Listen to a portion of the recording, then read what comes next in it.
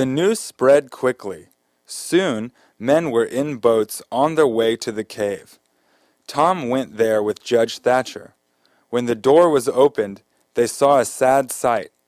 Indian Joe's dead body was found lying next to it.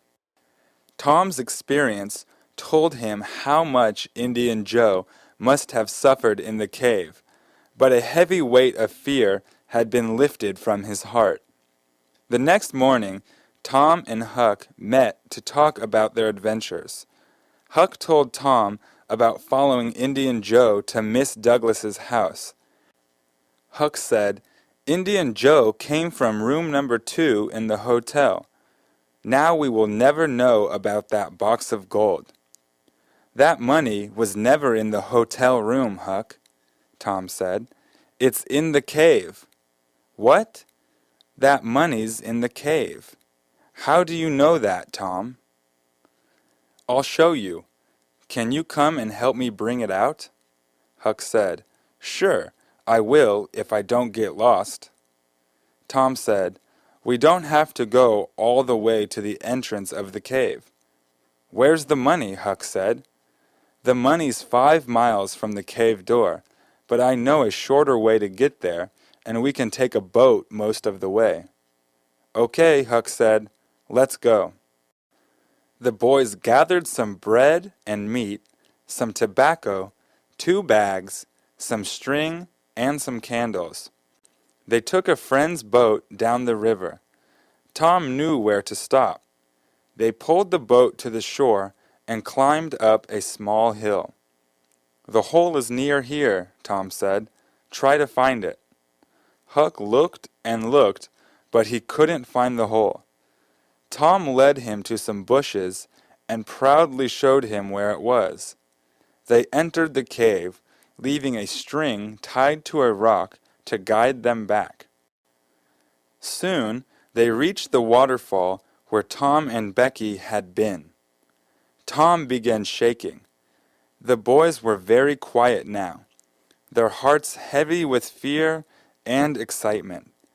They walked on and soon came to the place where Tom had seen Indian Joe. "Look down here," Tom said. "Look as far as you can around the corner. Can you see that cross?" "Yes, I can," Huck said. "That's where I saw Indian Joe." "What did he say about number 2? "He said, 'It's under the cross. That's where it is.'" "I don't like it here," Huck said. "Let's go." "What? And leave all that money?" "Indian Joe's ghost is here." "No, Huck. It's near the cave door where he died." "Don't you think it would stay here to guard the money?" Huck asked. "It can't, Huck. There's a cross here. Ghosts can't be near a cross." "You're right, Tom. Let's go find the money." The boys crawled down the rock to the cross. Beside it, they found an old blanket, some chicken bones, and a cup.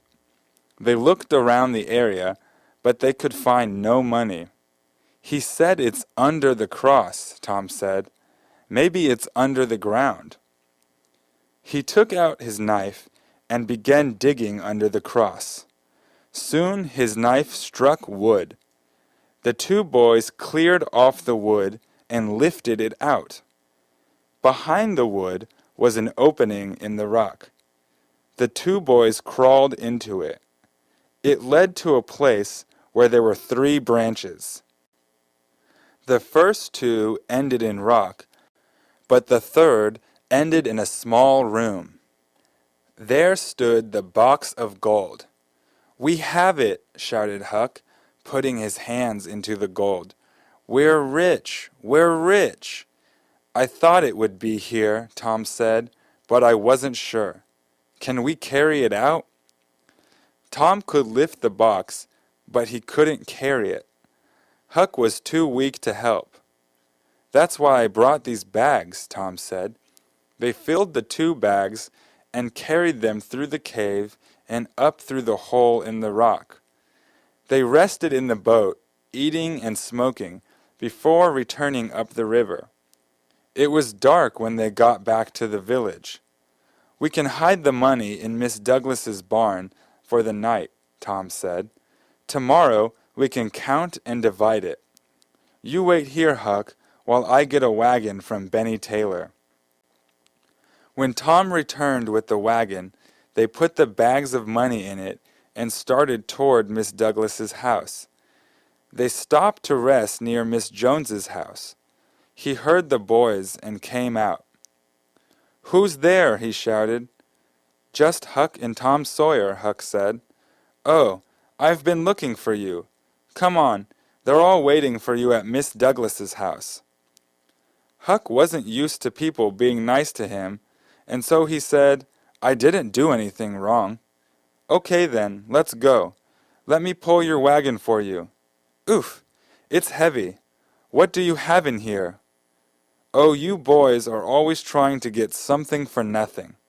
"Well, come along then. Hurry up." When they arrived at Miss Douglas's house, all the lights were on. They left the wagon outside and entered the house to find all the important people in town in Miss Douglas's living room. The Thatchers, the Harpers, Aunt Polly, Sid, Mary, and many other people were there, all dressed in their best clothes. Tom and Huck were covered with dirt and dust from the cave. Aunt Polly's face turned red when she saw Tom. Miss Douglas took them to a bedroom and gave each of them new suits to put on. "Get cleaned up and join us. We have a surprise for you." Huck said, "I'm not going down there with those people dressed in these clothes." "There's nothing to be afraid of, Huck. I'll take care of you." Sid came into the bedroom. "Hurry up, you two. People are waiting." "What's everybody doing here?" Tom asked.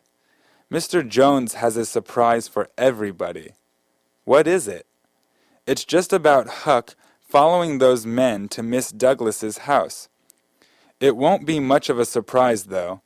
Most people know about it already," said Sid. "How did they find out?" "I guess somebody told them," Sid laughed. "It was you, Sid." Tom hit him on the arm. "You always have to ruin a good surprise. Now get out of here before I throw you out." A few minutes later, Tom and Huck were eating at a large table with the other people. When they had finished eating, Mr. Jones stood up to give a speech. He spoke about how he and his sons had chased the men away. He told the story about Huck following the men from the hotel and running to him for help. Then they asked Tom to explain. It was a long story, but it was interesting. When Tom finished, Mr. Jones said, "I planned a surprise for this evening, but this surprise makes mine seem very small." Miss Douglas thanked Huck over and over again. Then she said that she would give Huck a room in her house, take care of him, feed and clothe him, and send him to school. "When you're older," she said to Huck, "I'll give you enough money to go into business." Tom spoke up now. "Huck doesn't need your money. He's rich." Some people began laughing. "You don't believe me?" Tom said. "I'll show you." He ran out and came back in carrying 2 heavy bags. He put them on the table and opened them up. Gold coins flew everywhere. "There, now do you believe me? Half is mine and half is Huck's." When the money was counted, it was more than $12,000. Some people in the village were richer than Tom or Huck because they owned land or buildings worth more than that, but no one had ever seen such a large amount of money at one time.